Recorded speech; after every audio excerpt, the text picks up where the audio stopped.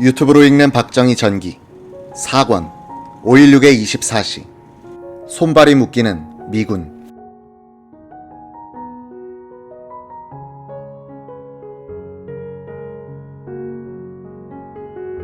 맥그루더 미 8군 사령관은 5월 16일 오전 10시 18분에 중대한 성명을 발표했다.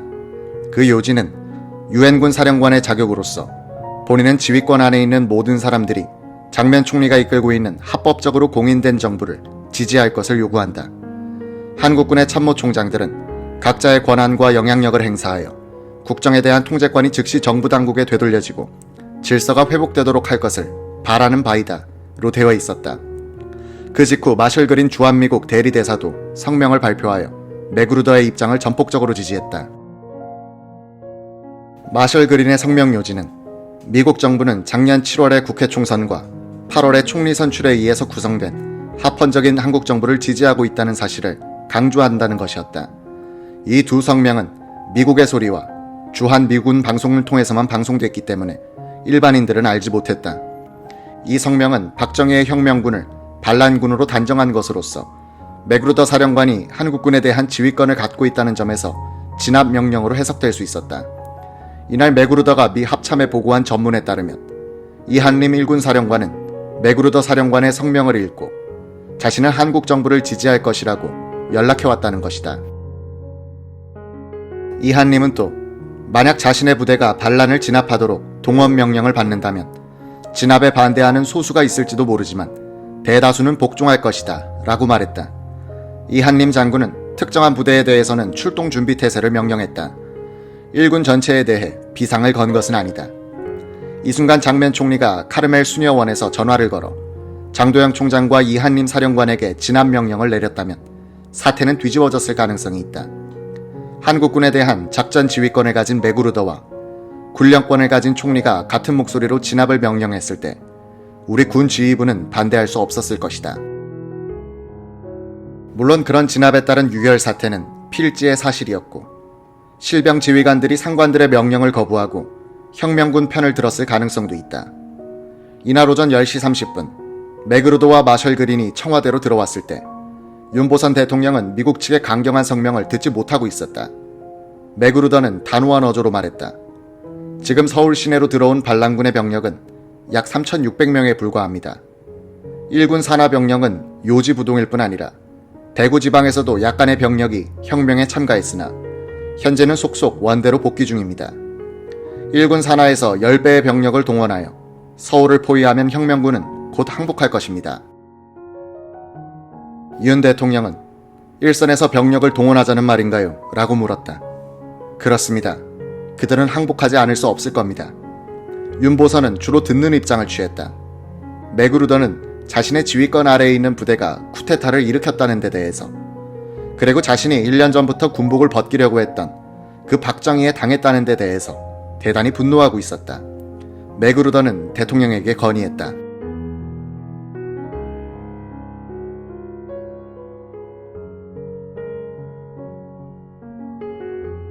지금 군 통수권을 행사할 장 총리는 행방을 감추었고 따라서 행정부가 없습니다. 다른 국무위원회 소재도 할 수 없습니다. 국가 원수인 대통령 각하가 지금 대한민국의 유일한 헌법기관으로 남아 계시니 헌법상 국군의 통수권을 가진 대통령께서 병력 동원에 동의해 주시기 바랍니다. 그린 대리대사도 거들고 나섰다. 대통령은 호헌의 책임을 지고 계십니다. 반란군들을 격파해야 합니다. 윤보선은 그린에게 워싱턴의 태도에 대해서 물어봤다. 케네디 대통령은 캐나다에 가 있고 러스크 국무장관도 워싱턴을 비우고 있다는 것이었다. 워싱턴의 확고한 방침은 아직 결정되지 않았고 맥그루더와 그린이 자체적인 판단에 의해서 강경론을 주장하고 있다는 판단을 하게 되었다고 한다. 윤보선이 다시 물었다. 조금 전에 연합참모본부로부터 북괴군이 휴전선 일대에 집결하고 있다는 정보를 들었는데 귀가는 그 사실을 알고 있소. 그 정보는 조금 전에 보고받아 우리도 알고 있습니다. 대구 2군 사령부의 군인이 약간 동요를 했으나 바로 귀대했고 휴전선을 지키는 1군은 아직 조용합니다. 과히 걱정 마시고 출병을 허락해 주시기 바랍니다. 지금 변란이 일어난 상태인데 휴전선 일대엔 괴뢰군이 집결하고 있다고 하니 일선에서 병력을 차출해서 수습을 하려다가는 저들이 물밀듯 쳐들어온다고 봐야 하지 않겠느냐 이 말이요. 그럴 경우 막을 준비는 되어 있소. 윤보선의 언성이 높아 맥그루더가 잠시 주춤하고 있는 사이 대통령은 5.16의 성공에 결정적인 요소로 작용하게 되는 한마디를 했다. 우리 국군이 일선에서 동원되는 것에 나는 동의할 수 없어. 사령관 생각대로라면 차라리 미군을 동원해서 반란군을 진압하는 것이 어떻겠소. 우리 유엔군은 외적이 아닌 내전에는 원칙적으로 개입할 수 없습니다. 대통령께서 국군을 동원할 수 있도록 허락해 주신다면 이탈한 부대를 복귀시키겠습니다. 시가전을 염려하시지만 3만, 4만 대군이 서울 일원을 포위하고 공군을 동원하여 전단을 뿌리고 원대 복귀의 통로를 엄호하면 3일에서 일주일 사이에 유혈 사태 없이 진압할 수 있습니다. 맥그루더는 묵묵히 듣고 있는 대통령을 안심시키려고 이런 말도 덧붙였다. 각하께서 우리 요구를 들어주신다면 8군 사령부의 본부 중대가 청와대 경호를 맡아 각하의 안전도 보장할 것입니다. 청와대를 둘러싸고 있는 반란군과 경호하러 오는 미군이 충돌하지 않는다는 보장이 있어. 윤보선은 또 내 생각으로는 대통령에게는 군 통수권이 없다 라고 말했다. 제2공화국 헌법에는 대통령에게 군 통수권이 귀속된다고 적혀만 있고 하위 법률이 제정되어 있지 않았다. 따라서 실질적으로는 군 통수권이 국무총리에게 있다는 것이 윤보선의 논리였다.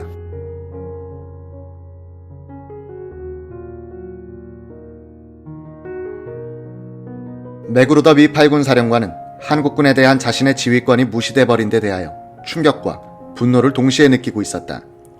자신의 지휘하에 있는 부대의 반란을 허용했다는 것은 군인으로서 가장 큰 실패였다.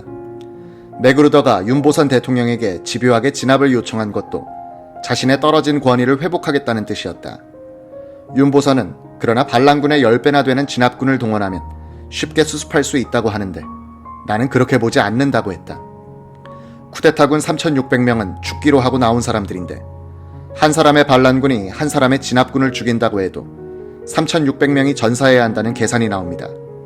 우리끼리 이런 유혈 사태를 벌이는 사이에 북괴군이 쳐내려오면 어떻게 합니까? 이날 줄곧 윤보선의 뇌리를 억누른 것은 쿠데타군과 진압군의 대치가 내전으로 발전하여 북한의 남침을 초래할 위험성이었다. 그는 자신의 회고록에서 이렇게 썼다. 분단국에서는 하나의 국군, 합심된 국토 방위의 간성이 생명선이다. 나는 이를 분열시키지 않았다. 맥그루더가 윤 대통령으로부터 진압 명령을 끝내 받지 못하고 먼저 돌아간 뒤 대통령과 그린 대리대사는 청와대 식당에서 점심을 함께하면서 논의를 계속했다. 그린은 그 점심이 쓸쓸하고 씁쓸한 분위기에서 이루어졌다고 최근에 회고했다. 이 자리에서도 그린 대사는 진압 명령을 내려주도록 윤보선을 계속해서 설득했다. 이 쿠데타가 성공하면 한국은 아마도 장기간 군사 통치를 겪게 될 것입니다. 미국으로서는 합헌 정부만 지지할 수 있기 때문에 군사혁명을 지지할 수는 없는 겁니다. 이에 대해서 윤보선은 뼈아픈 반문을 던졌다. 나도 군사혁명을 지지하지는 않소. 수습 방법이 대사와 다를 뿐이요. 그 문제를 떠나서 대사는 지금 미국 정부는 합헌적인 방법만 지지한다고 했는데 그러면 작년 4.19 혁명의 경우 그것이 합법적이어서 지지한 건가요? 이 역습에 그린 대사는 답변을 하지 못했다고 한다. 각자의 계산과 신념은 서로 달랐지만 5월 16일 이날 박정희 소장과 윤보선 대통령은 미국의 요구를 정면으로 거부한 점에서는 보조가 맞았다. 한미 관계에서 이는 역사적인 의미가 있다. 이승만 대통령 시절 미국은 이 노 반공 투사에 대해 일종의 공포감을 갖고 있었다. 그들은 이승만이 자주 노선을 선택하여 단독 북진이라도 하여 미국을 다시 전장으로 끌고 갈 경우에 대비하여 한국군을 자기 편으로 묶어두려고 했다. 한국군 지휘부를 친미화하여 유사시엔 한국 대통령이 아닌 작전 지휘권을 쥔 미군의 지시를 따르도록 시도했던 것이다. 주한미군 사령관은 한국군 육군참모총장의 임명에 즈음하여 항상 발언권을 행사해왔다. 장도영 총장의 임명에 있어서도 맥그루더의 동의가 있었던 것이다. 한국군에서는 장성급 이상이 되면 미군의 눈치를 보고 사고방식도 상당히 미국화하는 경향이 있었다. 박정희, 김종필로 대표되는 혁명군의 장교들은 그런 친미파가 아니었다. 맥그루더로서는 상대하기가 거북한 존재였다. 영어로 의사소통이 되지 않는 장교들이었을 뿐 아니라 문화가 달랐다. 혁명군 장교들은 영어를 좀 한다고 미군 장성들과 친하게 지내는 상관들을 경멸해온 사람들이었다.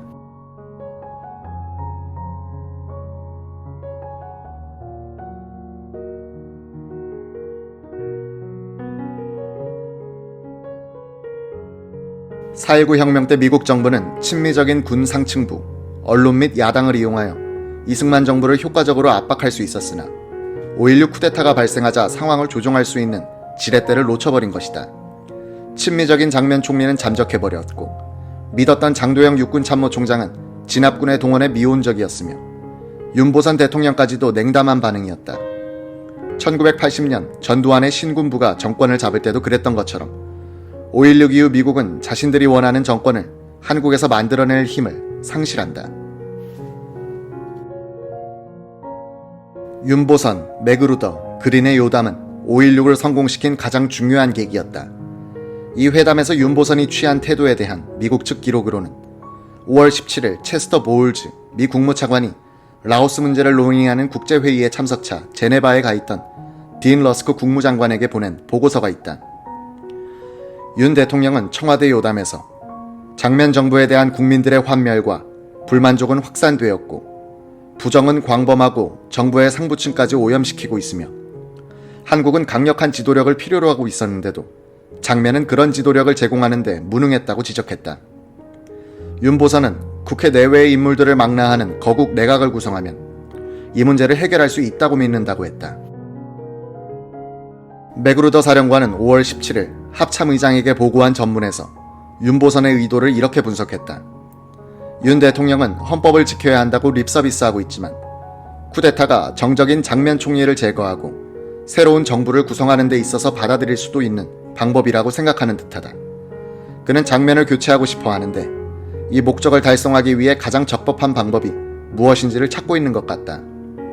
미국 측은 윤보선이 진압 명령을 내리는 데 반대한 것을 그의 반장면, 성향 및 정치적 야심과 결부시켜 이해하고 있었던 것 같다. 16일 늦은 밤 미 합참의장 랩니처 대장은 맥그루더 주한미군 사령관에게 급전을 보냈다. 랩니처는 나는 지금 막 백악관에서 열렸던 대책회의에 참석했다가 돌아왔다고 했다. 이 회의에서는 16일 정오에 있을 백악관 대변인 셀린저의 정례 기자브리핑에서 한국 쿠데타에 대해서 어떤 논평을 할 것인가를 중점적으로 논의했다고 밝혔다. 랩니처는 케네디 대통령은 맥그루더와 그린이 발표한 성명서를 전폭적으로 지지하는가라는 질문이 나올 경우 이런 답변을 하는 것이 좋겠다고 건의를 올렸다고 전했다. 즉, 그 성명은 그들의 임무에 합당한 선에서 발표됐다. 미 국무부 동아시아 담당 차관보 메카나기도 참석한 백악관 대책회의에서는 쿠데타에 반대한 맥그루더와 그린의 성명이 너무 멀리 나갔다는 견해가 있었다. 랩니처는 맥그루더에게 앞으로는 더 이상의 논평은 삼가고 꼭 해야 할 경우는 유엔군의 목적이 공산주의자들의 위협으로부터 한국을 지키는 것이란 사실만 강조하기 바란다고 지시했다. 맥그루더의 행동 자유가 워싱턴에 의해서도 제약되는 순간이었다. 유튜브로 읽는 박정희 전기 4권 5.16의 24시 움직이기 시작하는 CIA.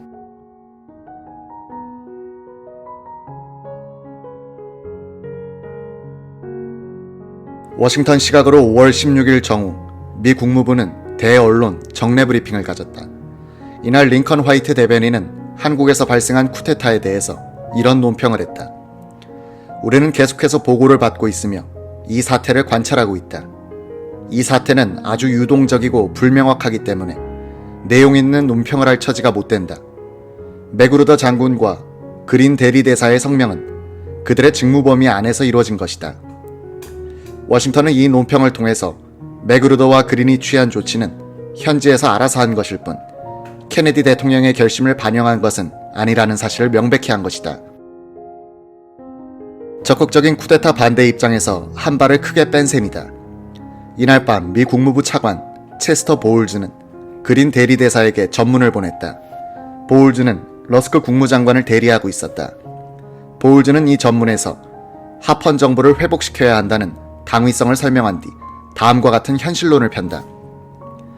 그러나 윤보선 대통령과 군 지휘관 및 정부 요인들의 이상한 비협조, 이들이 쿠데타를 진압하려고 하지 않는 태도, 그리고 총리와 다른 강요들의 잠적으로 미뤄볼 때 장면 정부가 이번 위기를 맞아 큰 상처를 받지 않고 견뎌낸다는 것은 거의 무망한 것으로 보인다.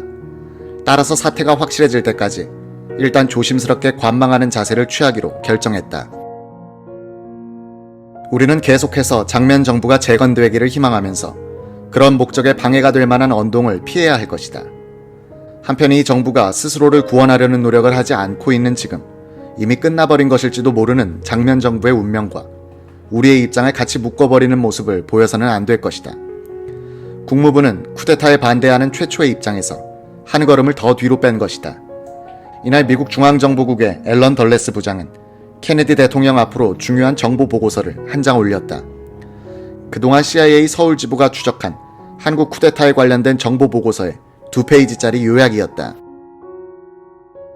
이 보고서에는 장도영 육군참모총장이 박정희 소장의 모의를 자세히 파악하고 있으면서도 장면 총리에게는 제대로 보고하지 않고 미국 측과는 정보 교환을 해온 상황이 날짜별로 적혀 있었다. 이 정보 보고를 접한 미국 정부 고위층은 아마도 이런 정부는 희망이 없다는 판단을 했을 것이고 장도영 총장이 결국은 박정희에 의해서 조종되고 말 것이라는 예상을 했을 것이다. 한미 관계가 혼돈에 빠져있던 5월 16일 직후의 상황에서 CIA 서울지부장 피어드 실버가 등장한다. 5월 16일 아침 그는 급보를 받고 반도 호텔 건너편에 있던 미국 대사관으로 출근했다. 그는 CIA 본부로 쿠데타의 발생을 알리는 제1보를 보낸 뒤 담배를 피워 물고는 생각에 잠겼다. 장면 총리가 가르쳐준 비밀 전화번호가 생각났다. 다이얼을 돌렸다.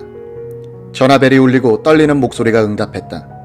실버가 영어로 말하니 상대방도 영어로 말했다. 실버는 총리를 좀 바꿔달라고 했다. 상대방은 긴장된 목소리로 말하는데 그 요지는 장면 총리는 실각했고 도주 중이며 혁명이 일어났다는 것이었다. 누구냐고 묻자 이렇게 답했다. 나는 박종규 소령입니다. 혁명군을 대표합니다. 실버는 만나고 싶습니다. 제가 거기로 가겠습니다. 라고 말한 뒤 대답도 듣지 않고 전화기를 내려놨다.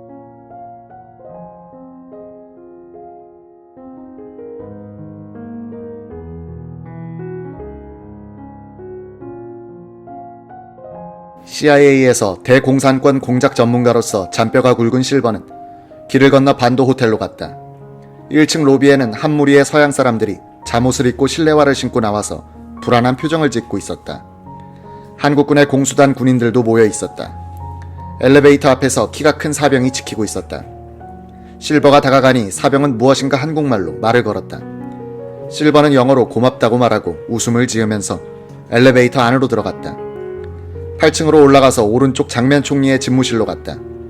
문을 두드리자 호리호리한 몸집을 한 소령이 나왔다. 얼굴은 긴장돼 있었고 기진맥진한 듯 보였다. 방에 들어가니 완전 무장한 공수단원 몇 명이 더 있었다. 실버가 박종규 소령입니까? 하고 물으니 그는 고개를 끄덕거렸다. 박종규는 볼멘 소리로 우리가 도착했을 때는 총리는 이미 도주한 뒤였다. 지금 막 박정희 소장에게 상황을 보고하려던 참이었다고 했다. 실버는 명함을 꺼내 뒤에다가 사무실 전화번호를 적어 건네주면서 언제든지 전화를 걸고 찾아오면 만나겠다고 했다. 실버는 사무실로 돌아와서 CIA 본부에 연락을 취했다. 박정희와 박종규의 이름을 알려주면서 이들에 대한 신원 조회를 부탁했다. 실버가 그때 알고 있던 혁명군 장교들은 이 두 사람이 유일했다. 아침 9시 박종규가 미국 대사관으로 찾아왔다. 박종규는 실버를 데리고 김종필이 머물던 사무실로 갔다. 실버는 초면에 김종필을 이렇게 묘사했다. 나는 박종규 소령을 따라 4층으로 올라가서 어두침침한 복도를 지나 큰 회의실로 들어갔다. 김종필 중령이 책상 뒤에 앉아 있었다. 그는 중키였고 체격은 호리호리한 편이었다. 동안이었으며 조용하고 침착했다. 박소령이 한국말로 나를 소개하자 나에게 의자를 권했다. 박소령은 통역을 맡았다. 내가 그 뒤 박정희 장군이 주도하는 정부와 접촉하는 데 있어서 김종필은 시종일관 중요한 역할을 해주었다. 그는 내가 CIA 중견 간부라는 사실에 대하여 관심이 많았다. CIA가 미국 정부 조직상 어떤 지위를 갖고 있는가에 대해서 정중하고 주의 깊게 질문하곤 했다.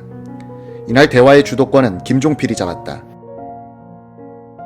그는 왜 군사혁명이 필요했는가에 대해서 상세하게 설명해갔다. 김종필은 자신의 생각을 적절하고 깊이 있게 표현할 줄 아는 명석한 두뇌의 소유자였다. 나는 그들이 이제 대한민국을 통치할 책임을 떠맡았으므로 먼저 주도권을 잡고서 미국 대사관 및 미군 사령부와 우호적인 관계를 재확립해야 할 것이라고 충고했다. 나는 그동안 혈맹 관계를 유지해온 우리 두 나라가 적대적 관계가 된다는 것은 비극이라고 말해주었다. 실버는 김종필과 나눈 대화 내용을 본부에 보고한 뒤 그린 대리대사에게도 이야기해주었다. 그린은 맥그루더 사령관이 흥분해 있으므로 박정희를 상대하려고 하지 않을 것이라고 말했다. 그린은 맥그루더의 정보참모가 박정희의 좌익 행각에 대한 정보를 입수했다고 귀뜸해주었다. 실버는 벌써 CIA 본부에 조회한 자료에 의해서 박정희가 지금은 공산주의자가 아니라는 확신을 갖고 있었다. 그린은 그런 이야기를 맥그루더 사령관에게 해줄 필요가 있겠다고 실버에게 충고했다.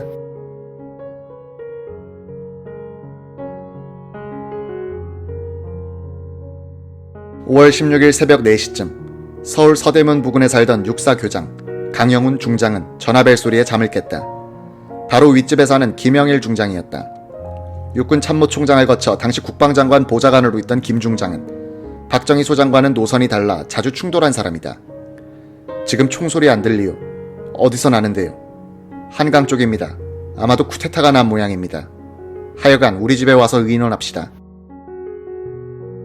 쿠데타가 났다는데 의논하면 못합니까? 나는 사관학교로 가봐야겠어요. 강영훈 교장은 그 길로 자신의 차를 불러타고 광화문으로 나갔다. 혁명군들이 공포를 쏘면서 거리를 질주하고 있었다. 이대로는 청량리 쪽으로 갈 수 없을 것 같다고 판단한 그는 구파발, 북한 산성을 돌아 의정부를 거쳐 태릉으로 가기로 했다. 그는 의정부에 도달했을 때 미 1군 단장 라이언 중장의 숙소를 찾았다. 라이언 중장은 대뜸 이런 질문부터 했다. 박정희라는 쿠데타 지휘자를 아시오? 좀 알죠. 공산주의자가 아닙니까? 한국전쟁을 치른 장군인데 공산주의자인지 아닌지는 당신네들이 더 잘할 것 아닙니까? 라이언 중장은 상황 설명을 해주는데 육군단 포병단이 참여했다는 말에 강영훈 중장은 충격을 받았다. 대포까지 끌고 서울로 들어갔다고 오해했기 때문이다. 강 중장은 대단한 유혈 사태가 날지 모르겠다는 걱정을 했다. 육사에 가보니 학력이 좋은 교수, 교관 요원 등 기성 장교들은 우리도 혁명군에 참여해야 하지 않겠느냐고 들썩거리고 있었다. 강 교장은 이들을 집합시킨 뒤 딴 생각하지 말고 교육에 충실하고 학생들이 공부에 전념할 수 있도록 하라고 지시했다. 생도 대장으로서 전술교육을 맡고 있던 이는 김익권 준장이었다. 서울대 법대 1회 졸업생이자 육사 5기 출신인 그는 박정희가 육사 중대장일 때 생도였으므로 평소에 존경심을 품고 있었다. 4.19 이후 공권력에 영이 서지 않아 생도들이 외출을 나갔다가 깡패들에게 얻어맞고 오는 경우도 있어 그도 이대로는 안 되겠다는 생각을 하고 있었다. 김익권 준장을 비롯하여 참모장과 교수부장은 강 교장에게 빨리 육본에 가셔서 혁명을 지지한다고 말씀드리십시오 라는 건의까지 했다고 한다. 강영훈은 오후에 육본으로 떠났다. 그 직후 육본에서 전화가 걸려왔는데 생도대 부대장을 지낸 바 있는 박창암 대령이었다. 박 대령은 육사 생도들이 시가행진을 하도록 해달라고 요구했다.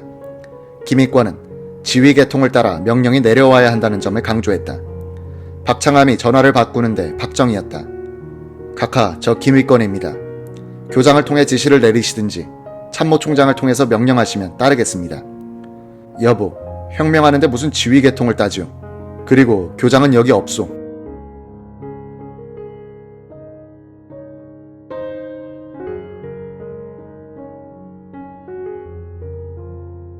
박정희는 화가 난 듯이 전화를 끊었다.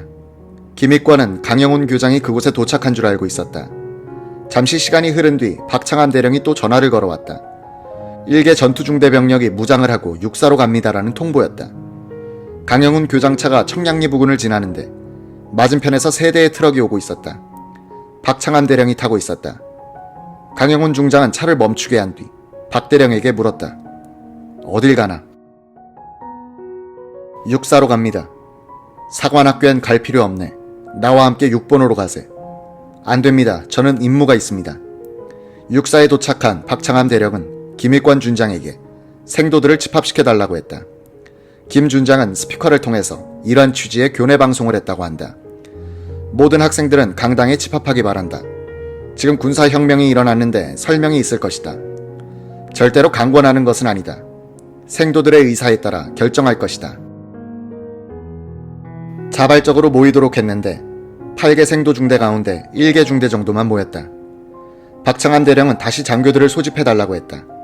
그는 이들 생도와 장교들을 상대로 혁명의 불가피성을 설명하고 돌아갔다. 육사 장교들은 아직은 생도들을 이끌고 나갈 마음이 아니었다. 16일 오후 3시를 넘어 6번에 도착하여 장도영과 박정희를 만난 강영훈은 사과한 생도들은 정치에 이용하지 맙시다라고 했다고 한다.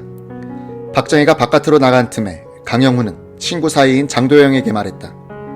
야, 정신 차려라. 대체 뭘 하는 거야? 야, 나는 허수아비야. 박정희가 다 하고 있어. 무슨 소리야. 참모총장이 그따위 소리 해도 되나? 오늘 아침에 타군 참모총장들을 모이게 해서 회의를 해봤어. 공군 총장은 쿠데타에 반대하는데 해군 참모총장은 의견을 말하지 않더군. 아니, 공군하고 해군이 무슨 상관이야. 육군이 중심인데 자네가 정신 차려야지. 장도영은 일어서면서 지금 회의를 하는데 같이 가자고 끌었다. 혁명군과 장도영 측의 합동회의였다. 회의장의 의자 배치를 보니 계급 서열이 무시됐다. 혁명군의 영관급 장교들이 육본 측 장성들보다도 상좌에 앉아있는 판이었다. 회의가 시작되자 유원식 대령이 일어났다. 저희는 참모총장님을 모시고 윤보선 대통령을 찾아뵙고 왔습니다. 대통령 각하께서는 이것은 인조 반정에 해당하는 일이다 라고 극구 칭찬하셨습니다. 유 대령은 윤 대통령의 말을 일방적으로 왜곡하여 전달하고 있었다. 다른 장교가 일어나더니 이렇게 말하는 것이었다. 이제는 모든 문제를 계급 고하를 막론하고 1대1로 결정해야 합니다. 회의실 분위기는 살벌했다. 박정희도 일어나더니 한마디 불평을 털어놓았다. 아직까지도 장면이가 어디 갔는지도 모르고 붙들지도 못하고 말이야. 못 들하고 있는 건지 모르겠어. 유튜브로 읽는 박정희 전기, 사권, 5.16의 24시, 전두환의 운명을 바꾼 육사행.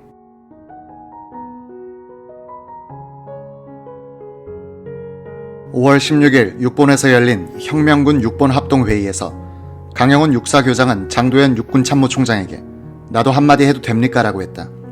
장도영은 발언을 허용했다. 군의 한 간부로서 2가지 당부를 하겠습니다. 첫째, 지금 이 순간 대한민국은 우리 국군이 책임지고 있습니다. 총리도, 국회도, 내각도 존재하지 않습니다. 이런 때 군 통수계통이 무너져선 안 됩니다. 장도영 참모총장을 모시고 혁명을 한다니 다행입니다. 통수계통이 무너지면 김일성이만 좋아합니다.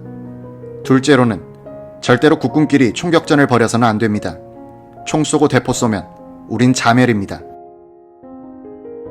강영훈 중장은 그때까지도 육군단 포병단이 대포를 끌고 들어왔다고 생각하고 있었기 때문에 절박한 심정으로 그런 호소를 했다.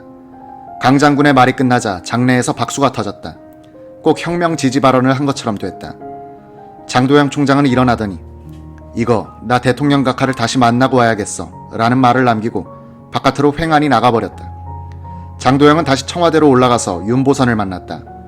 윤보선의 기억에 따르면 장도영은 울먹이는 목소리로 말하더란 것이다. 대통령 각하, 군사혁명위원회에서 참모총장인 제가 계엄사령관을 맡아야 한다고 그 자리를 수락하라는데 어떻게 하면 좋겠습니까? 이 사태를 수습하는 데는 그래도 장 총장이 적격이라고 생각하오. 일단 계엄사령관 직책을 수락하고 봅시다. 군사혁명을 일으킨 장본인들이 바로 계엄사령관직을 맡게 되면 사후 수습이 원활하지 못할 것이니 우선 다급한 불길부터 잡자면 장 총장이 맡는 것이 무난하리라고 여겨지오. 장도영은 즉시 육본으로 돌아와서 혁명군 장교들 앞에서 자신이 군사혁명위원회 의장 겸 계엄사령관의 직책을 수락한다고 선언했다. 장교들은 박수로 환영했다. 강영훈 중장은 육사로 돌아가려다가 다시 박정희를 만난 김에 사관 생도들은 정치에 개입시키지 말아주시오 라고 부탁했다고 한다. 육사로 돌아오니 김익권 준장이 건의했다. 생도들에게는 실탄은 없지만 총과 대검이 있습니다. 생도들이 들고 일어나 소란을 피울지 모르니 무장을 해제하는 것이 어떻습니까? 김 준장은 강 교장의 허락을 받아 총검을 회수하여 무기고에 집어넣었다. 16일 오후 육본 정보참모부 북한과 소속 이상훈 대위는 아주과 소속의 육사 11기 동기생 이동남 대위와 함께 김종필을 찾아갔다. 이동남 대위는 육사 11기 동기 회장이기도 했다. 김종필은 두 대위에게 말했다. 자네들이 육사에 가서 교장을 설득하여 생도들을 데리고 나와 혁명 지지 시위를 해줬으면 좋겠어. 5월 17일 아침 6본의 이상훈, 이동남 대위, 공수단의 11기 손운익 대위, 그리고 육사 12기 김광현 대위는 6본에서 만났다. 이들은 하루 전 김종필로부터 지시를 받은 대로 생도들을 설득하려고 육사를 향해 막 출발하려고 하는데 전두환 대위가 나타났다. 서울대학교 학군단에 근무하던 전 대위는 이런 취지의 말을 했다고 한다. 혁명이 났다는데 궁금해서 왔다. 우리가 뭘 해야 되는 것 아니야. 우리 뜻도 밝혀야 하고.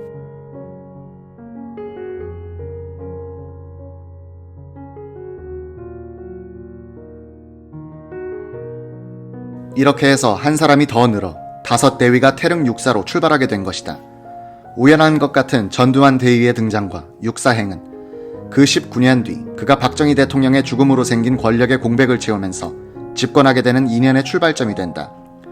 전두환 대위는 그때도 정치에 관심이 높고 친구도 많은 데다가 활달하여 적성에 맞는 역할을 찾은 셈이었다.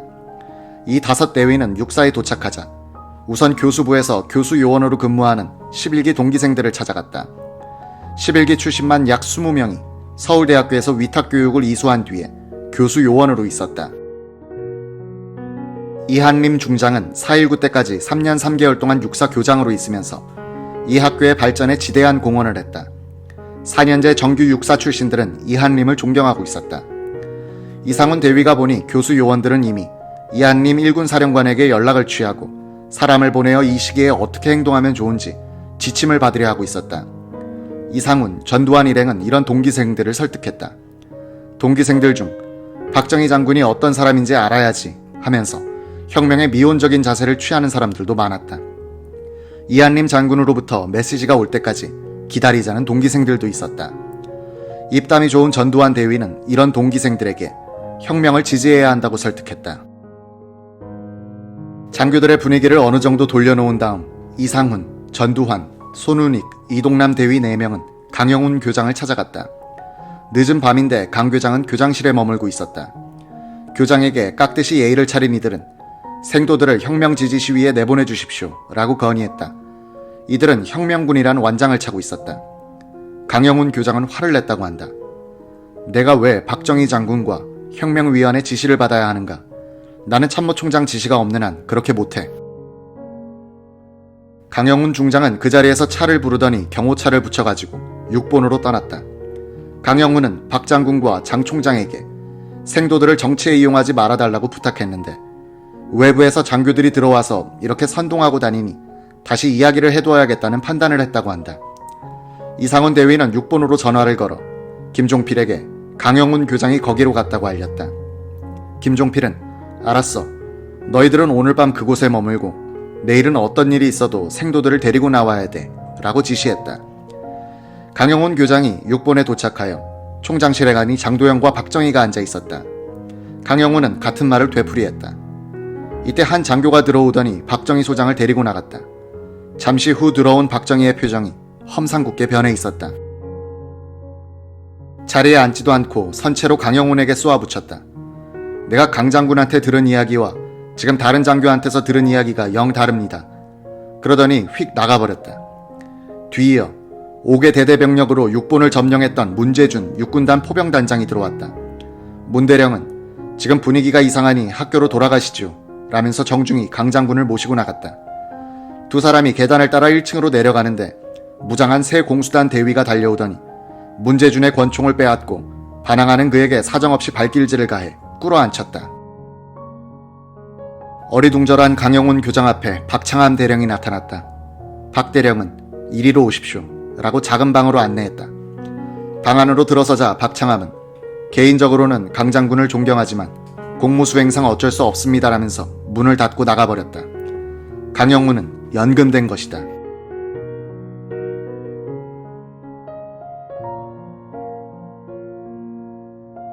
(5월 16일) 김종필은 미리 준비해두었던 포고용 문안들을 하나씩 뽑아내 KBS를 통해 잇따라 발표하고 있었다. 군사혁명위원회 겸 계엄사령관 장도영 중장 이름으로 된 것들이었다. 포고령 4호는 그 내용이 무시무시했다.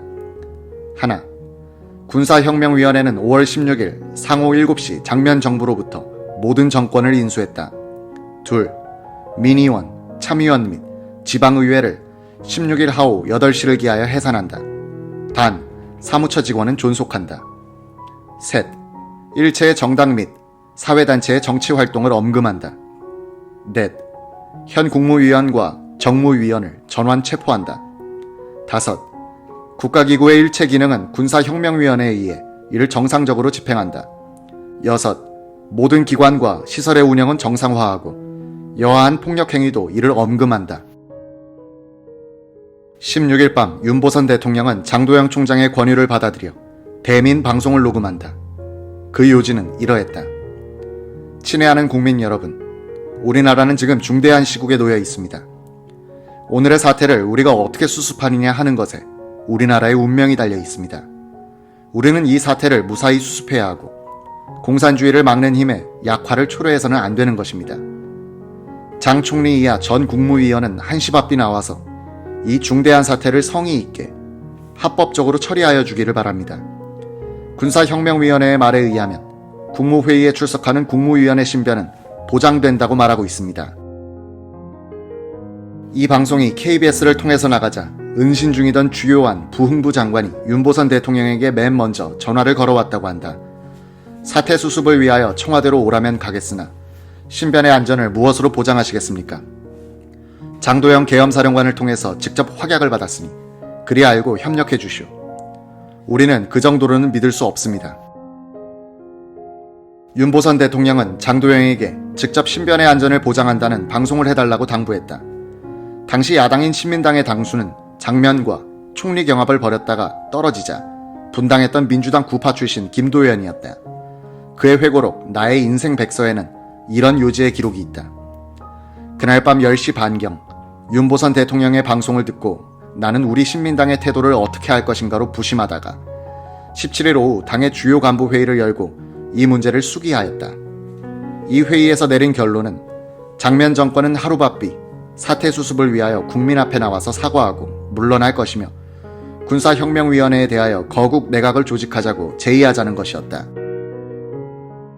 그린 대리대사가 5월 16일 오전 윤보선과 요담한 내용을 미 국무부에 보고한 전문에도 윤 대통령은 국회의 내외를 망라한 거국 내각을 조직함으로써 이 쿠데타를 수습할 수 있다고 믿고 있다고 했다. 윤 대통령은 자신의 회고록에는 그런 기록을 남기지 않았다. 김도연, 윤보선은 같은 구파 출신인데 이들이 박정희의 쿠데타에 대해서 묵인하는 태도를 취한 이면에는 거국 내각에 대한 기대 심리도 작용하지 않았나 추리하는 사람들도 있다. 어쨌든 야당은 군사혁명을 반대하지 않고 사실상 인정하고 있었다는 얘기다. 장면 정부의 비극은 쿠데타를 허용했다는 무능성에 덧붙여 민주합헌 정권이란 이 정부를 위하여 목숨을 바치려는 지지 세력이 없었다는 점이다.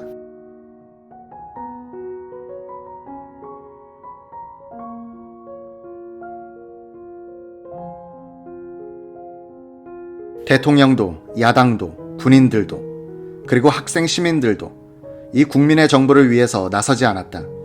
법적인 정통성은 있었지만 도덕적인 정통성을 상실한 것이 장면 정부였던 것이다. 이때 청와대나 육본과는 지척의 거리에 있던 해화동 로터리 부근 카르멜 수녀원 부속 건물방에서 장면 총리 내외는 고통스러운 시간을 보내고 있었다. 가장 큰 수수께끼는 왜 장면 총리가 수도원에서 이한림 1군 사령관이나 맥그루더 미 8군 사령관에게 전화를 걸어 진압을 명령하지 않았느냐 하는 것이다. 그때 장면 총리의 시중을 들었던 신마리아 수녀의 증언에 따르면 장면 총리가 바깥과 통화하는 데는 아무런 제약이 없었다고 한다. 그분은 쿠데타 군과 자신의 명령으로 출동한 부대가 충돌하면 유혈 사태는 물론이고 북한 괴뢰의 남침까지 야기시킬지도 모른다고 우려하신 것 같았습니다.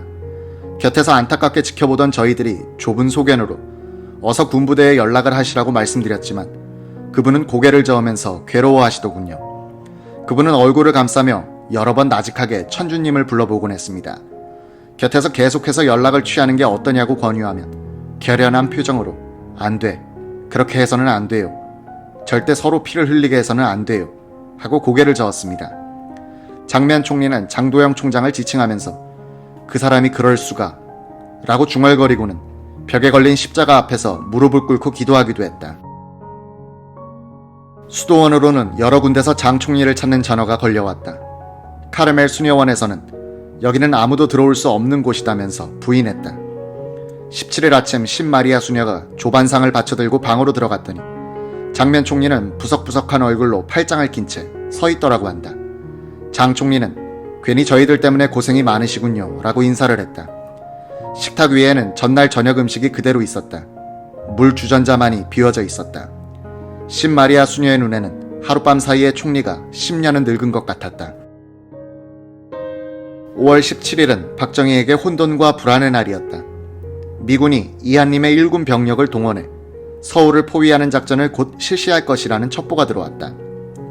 미 1군 단장 라이언 중장, 강영훈 육사 교장, 그의 처남인 김웅수 육군 단장의 잦은 접촉, 8사단장 정강의 출동 준비, 양평에 주둔하여 서울로 쉽게 들어올 수 있는 9사단장 박영준 준장에 대한 의심이 소수 병력으로 일대 모험을 감행하여 신경 과민일 수밖에 없는 혁명군을 자극했다. 박정희는 서울시경에 본부를 둔 서울지구 방어군 사령부에 대하여 방어 진지를 구축할 것을 명령했다. 이와 함께 서울에 가장 가깝게 포진해 있던 1군 산하의 친혁명군인 최명신의 5사단을 포천에서 서울로 불러들이기로 하는 한편 춘천 근교의 12사단장 박춘식 준장에게는 춘천을 점령할 것을 명령했다. 아울러 윤태일 준장을 9사단장으로 임명하여 박영준을 교체하기로 했다. 유튜브로 읽는 박정희 전기 4권 5.16의 24시 미군 방첩대의 여론조사.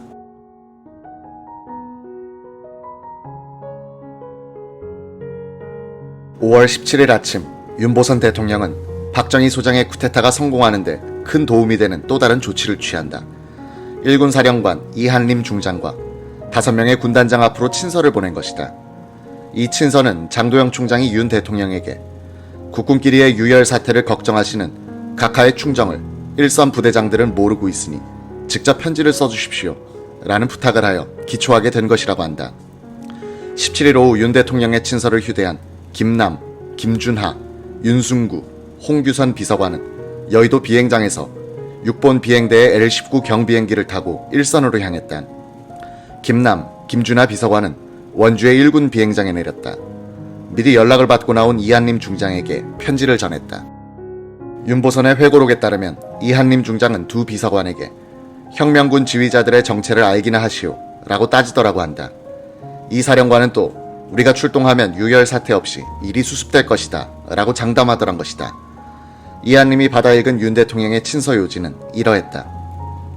이번 사태를 수습하는 데 있어서 군의 불통일로 대공 역량을 감소시켜서는 안 됩니다. 이 사태를 수습하는 데 불상사가 파생하거나 조금이라도 희생이 발생해서는 안 됩니다. 귀하는 무엇보다도 공산군의 남침 대비에 만전을 기해 주셔야 하겠습니다. 이 나라의 유리한 방향으로 귀하의 충성심과 노력이 발휘되기를 바랍니다. 대통령이 명령만 내리면 20년 친구 박정희 소장의 쿠데타군을 일거에 진압할 결심을 하고 있던 이한림 1군 사령관은 사실상의 진압 금지 명령이 담긴 대통령의 친서를 확인한 직후 맥그루더 미 8군 사령관의 방문을 받았다. 맥그루더는 경비행기를 타고 서울에서 날아온 것이었다. 맥그루더는 박정희 소장의 쿠데타를 용납할 수 없다. 민주당 정부를 회복시키기 위한 진압 행동에 찬동한다고 말했다. 이한림은 그러나 국무총리로부터 어떤 지시도 없는 데다가 대통령의 친서 내용으로 보아 맥그루더에게 확실한 내 의지를 표명할 수 없었다고 한다. 다만 맥그루더에게 잘 알았다는 정도의 말밖에 할 수 없었다. 맥그루더 사령관이 돌아간 뒤 이한림은 심각한 고민에 빠져들었다. 그는 상황을 분석해봤다. 이미 6본과 합참은 쿠데타군과 공동근무를 하고 있다. 최경록 2군 사령관도 이주일 참모장과 박정희 부사령관이 혁명을 지휘하고 있는 마당에 내놓고 반대할 수는 없을 것이다. 내 휘하의 1군에서도 6군단 포병단, 박이망의 5군단, 최명신의 5사단, 박춘식의 12사단은 쿠데타군 편으로 넘어갔다. 이런 상황에서 1군의 예비인 1군단을 동원하여 진압작전을 벌이면 내전으로 확대될 가능성이 높다. 북한이 이 호기를 포착하여 남침한다면 내란을 수습한다는 명분이 있다. 유엔군도 내란 중에 대한민국을 도울 초지가 못 될 것이다. 설사 진압에 성공하여 정권을 되찾아 민주당 정부에 돌려준다고 한들 파벌 싸움의 날이 새고 진 그들이 정권을 유지할 수 있을 것인가? 내가 진압에 성공한다면 또 다른 군정은 불가피할 것이다. 나를 중심으로 군사정권을 수립한다는 얘기인데 이는 내 철학과 같지 않는다. 작전 지휘권을 가진 미 8군 사령관에게는 미안하지만 나는 윤보선 대통령의 명령을 따르는 길밖에 없다. 이한님은 이날 저녁 국기 하강식에서 사령부 장병들 앞에서 이런 요주의 연설을 했다.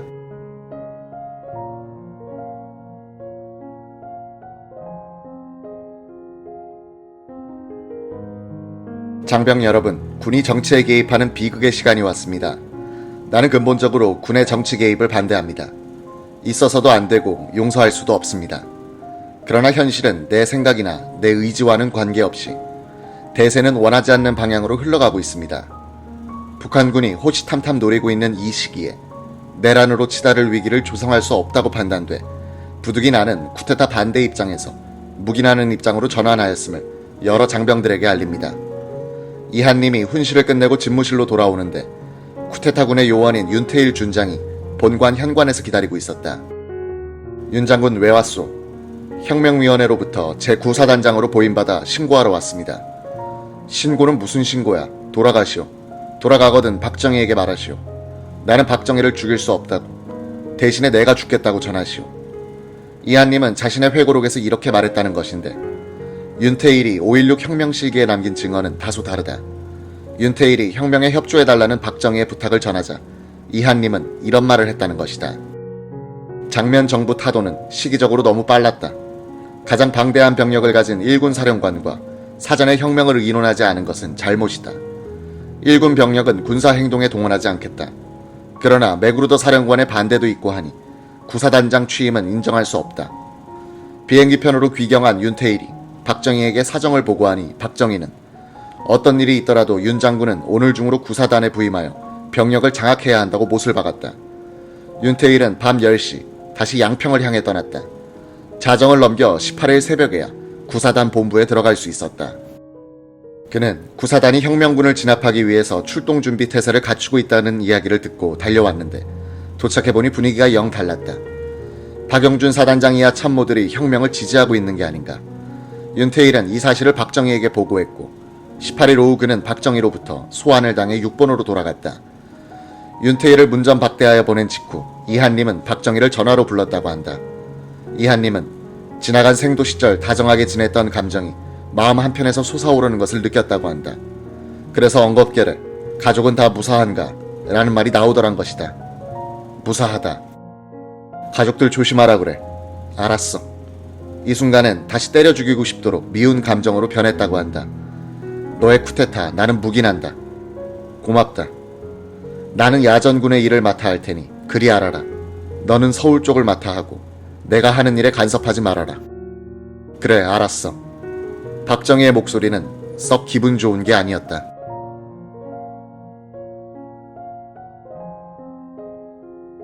박정희의 쿠데타가 성공하느냐 아니면 맥그루더의 미 8군과 이한님의 1군에 의해서 진압되느냐. 한국의 운명이 이처럼 기로에 서 있던 5월 17일 맥그루더 사령관은 미 합참의장 랩니처 대장에게 전문을 보낸다. 군사 쿠데타 배후 세력은 아직 불분명하지만 그 세력은 증강되고 있는 듯하다. 미 8군의 방첩대가 거리에 나온 구경꾼들을 상대로 조사해본 바 10명의 4명꼴로 쿠데타를 지지하고 있었고 2명꼴로 지지는 하지만 시기가 빨랐다고 했으며 4명꼴로 반대하고 있었다. 장도영 총장은 이 거사를 미리 알고 있었다. 그는 의기소침한 상태라 행동을 분석하기가 쉽지 않다. 윤보선 대통령과 백낙준 참의원 의장은 진압군을 끌어들이는 것을 반대하고 있다. 한국 정부의 주요 인사들은 쿠데타 계획을 사전에 알고 있었던 것 같은데 저지하려고 하지 않았다. 쿠데타의 기본 목적은 장면 정부의 제거 또는 내각제를 없애버리자는 것으로 보인다. 반미 또는 친공 성향은 아직 발견되지 않고 있다. 이번 쿠데타의 실질적인 지도자는 박정희 장군인데 그는 이승만 정부 하에서 공산주의자라는 혐의로 기소돼 유죄를 선고받았다. 그 후에 그는 공산주의자들을 색출하여 제거하는 데 협력했다. 그 이후로는 반공주의자라는 평판을 얻었다. 쿠데타 세력 안에서 반미주의자나 공산주의자로 알려진 장교들은 없는 것 같다. 이한님 사령관의 충고에 따라서 또 1군을 내 지휘권 안에 묶어둠으로써 모든 중립적인 부대들이 반란군 편으로 넘어가 버리는 것을 막기 위해서 나는 합헌적으로 선출된 정부를 지지한다고 방송해왔다. 나는 반란군의 지휘부에 대해서 본대로 돌아가라고 압력을 넣고 있다. 이는 반란 행위를 저지하기 위해서다. 해병대는 돌아갈 가능성이 있으나 육군단 포병단에 원위치시키는 것이 불가능할 것 같다. 장도영은 계엄사령관의 직책을 이용하여 반란군을 서울에서 철수하도록 명령하겠다고 약속했다. 이한님 1군 사령관은 4개 사단을 출동 준비 태세로 대기시켜놓고 있다. 이 부대들을 서울로 끌고 들어오면 반란군을 진압할 수 있을 것이다. 이한님은 장면 총리가 명령하면 반란군을 진압할 것이라고 나는 믿는다. 그는 아마도 내 명령에도 복종할 것이다. 나는 장면 총리가 간밤에 나타나기를 기다렸으나 오늘 아침까지도 보이지 않는다. 그의 측근들과도 접촉해봤는데 그들도 어디에 있는지 모르고 있다고 말하고 있다. 제발 우리한테 연락을 달라고 부탁했지만 아무 응답도 없다. 만약 장면 총리가 1군을 동원하여 반란군을 진압하라고 지시한다면 나는 그의 지시를 지지할 것이다. 그가 그런 지시를 내릴 때까지는 1군을 진압 목적을 위하여 내 편으로 묶어둘 작정이다. 나는 언제까지 1군을 우리 편으로 묶어둘 수 있을지 알지 못한다. 장면이 숨어있는 시간이 길어지는 만큼 그가 정권을 회복할 확률은 낮아진다. 하나의 가능한 방법은 대통령, 참의원 의장, 국방장관, 육군 참모총장의 반대를 무릅쓰고서라도 내가 이한님에게 명령하여 1군으로서 반란을 진압하는 것이다. 내가 그런 방식으로 성공한다 해도, 그리하여 정권이 회복된다 하더라도 그 정부를 이끌 지도자가 없는 상태, 그리고 이미 국민들의 지지가 없어진 상황에 직면할 것이다. 내 임무는 공산주의자들의 침략으로부터 한국을 방어하는 것이다. 아울러 한국 내부의 공산 세력으로부터 한국을 방어하는 것도 나의 한 임무다. 그런데 쿠데타 세력은 전 공산주의자에 의하여 지도되고 있으나 공산당이 조종하고 있지는 않다. 따라서 나는 내 권한만을 이용하여 1군을 동원, 쿠데타군을 진압한다는 것은 무리라는 판단을 제기하는 바이다. 메그루더의 이 전문은 많은 진실을 전해주고 있다. 서울 시민 다수, 즉 약 60%가 쿠데타를 지지하고 있다는 사실. 1군을 붙들어두는 것은 있을지도 모를 장면의 출현과 진압 명령에 대비하기 위한 것이라는 사실.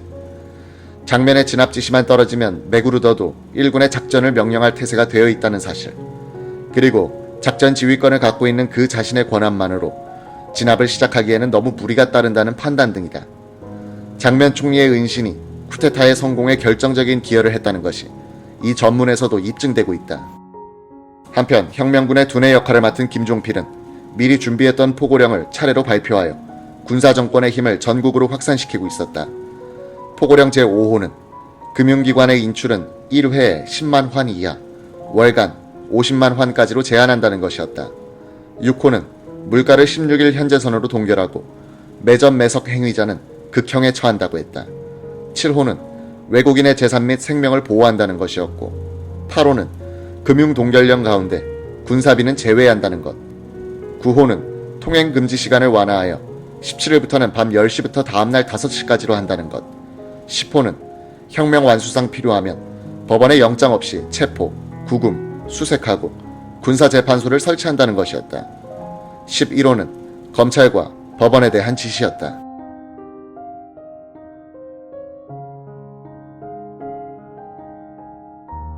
법원과 검찰에 재직하는 공무원은 구태를 일소하고 혁명 정신에 입각하여 새롭고 정기찬 사법 운영에 태세를 갖추도록 하라. 모든 민형사 사건은 지체 없이 정상적인 법체제 아래에서 신속, 공정히 처리하라. 대법원장과 법무부 장관은 위의 사항에 관한 실정 기강을 본관에게 제시하라. 혁명군 본부가 된 육본 상황실에서 사법 기능을 통제하고 있던 이는 장교 시절 고시 준비를 하여 법률에 밝은 이석재 중령이었다. 그는 미국 정보기관이 박정희와 김종필의 사상적 배경을 뒷조사하고 있다는 소식을 듣게 됐다. 이석재는 골치 아픈 일이 벌어지고 있다는 판단을 했다.